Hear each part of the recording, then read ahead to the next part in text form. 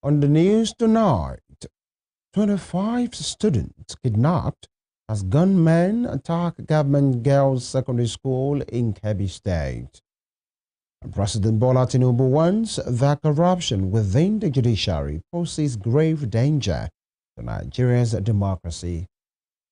African Democratic Congress unveils a National Secretariat in Abuja ahead of the 2027 general election. And on the foreign scene, Bangladesh ousted Prime Minister Sheikh Hasina, sentenced to death after being convicted of crimes against humanity. Good evening. This is News at 7 on Western Spring Television. I am Femi Ojo.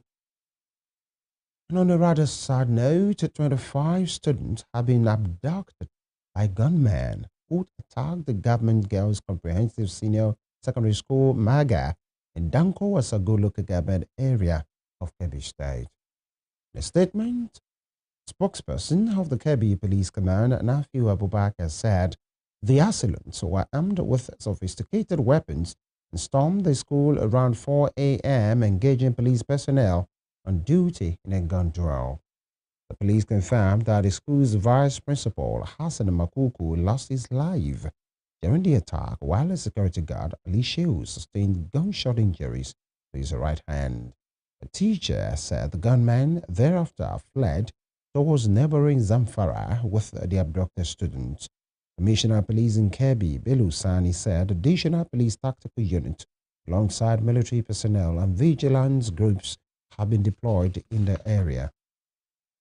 Meanwhile, former Vice President Atiku Abubakar has condemned the tragic attack on government girls' comprehensive senior secondary school, Maga, in Kebbi State, which claimed the life of the vice principal and led to the abduction of 25 students. The students were reportedly whisked away on Sunday night when gunmen invaded a school located in Danko Wasagu local government area of the state. The attackers killed the school's vice principal, Hassan Makuku, before abducting several schoolgirls. Reacting a post on his official X handle on Monday, Atiku said he was devastated by the news, describing the incident as another grim reminder of the worsening insecurity in Nigeria. He also condemned the killing of an All Progressives Congress chieftain in Zamfara on Saturday. The opposition leader lamented that similar tragedies occurring in Plateau, Benue, and other states highlight a national crisis that has reached intolerable levels. Atiku stressed that Nigeria cannot continue on the path and urged the federal government to urgently review and strengthen the nation's security architecture, deploy adequate personnel to vulnerable communities, and intensify intelligence-led operations. The Emir of Kano, Muhammadu Sanusi II, has called on the people of Katsina State adopting peace agreement with bandits to ensure that they do not include the right to attack neighboring communities. He urged them to ensure that the gunmen do not cross over into neighboring states to unleash mayhem. The army made the call during a tour of communities recently attacked by bandits in the Bagwai and Shano local government areas of Kano State. While commiserating with the residents of the attacked communities, Emir Sanusi urged them to report any suspicious activities around them to security agencies. The monarch also applauded the Kano State government for taking proactive measures to check the infiltration of bandits into the state. As you know, for the past few months, we have been having an increase in the spate of attacks in villages neighboring Katsina State, with bandits coming in for cattle rustling, killing innocent people, and kidnapping men and women. It is our responsibility as leaders to come and see our people, to commiserate with them and sympathize with them. And I came to reassure them that the state government is doing everything that it can, along with the security services. The governor has bought vehicles, the governor has provided resources. They can see already the movement of the army and the police in this area. And we'll also encourage them to use their vigilantes to help protect their villages. And we urge the people of Katsina, when they make peace with bandits, to ensure that that peace does not include the right to attack neighboring communities and have a safe haven. We pray to Allah to bring peace to our lands, and we will continue our best working with the government to ensure that peace is maintained in the state. Moving on, President Bola Tinubu says no judicial reform can succeed without integrity, and warning that corruption within the judiciary poses a grave danger to Nigeria's democracy. Speaking on Monday at the opening ceremony of the 2025 All Nigerian Judges Conference of the Superior Court in Abuja, President Tinubu said the judiciary remains the country's most reliable stabilizing force in a moment of uncertainty. He said public trust in the justice system has weakened due to delays, perceptions of corruption, and concerns about access to justice. He urged judicial officers to confront these realities with honesty. President Tinubu said the bench must remain a symbol of honor and accountability. The president said corruption anywhere in government is damaging, but corruption in the judiciary destroys it to the core. He said his administration is prepared to work with the judiciary to protect its dignity and root out misconduct. President Tinubu noted that judicial discipline should not be the responsibility of the National Judicial Council alone, but a collective duty that rests on every judicial officer. We cannot build a just society without a fearless and functional judiciary. In this spirit, we have resolved to provide institutional and material support that will enable our courts to perform their duties with dignity, confidence, and efficiency.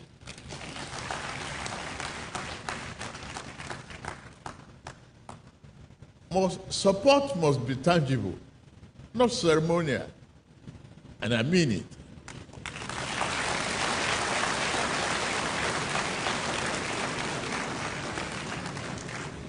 It must translate into improved working conditions,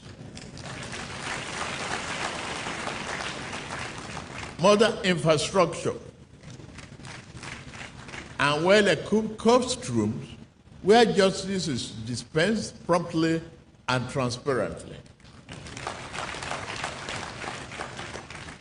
Our court must no longer be places where cases languish for years. They must become beacons of efficiency, where disputes are resolved swiftly and where litigants depart with renewed confidence in the rule of law.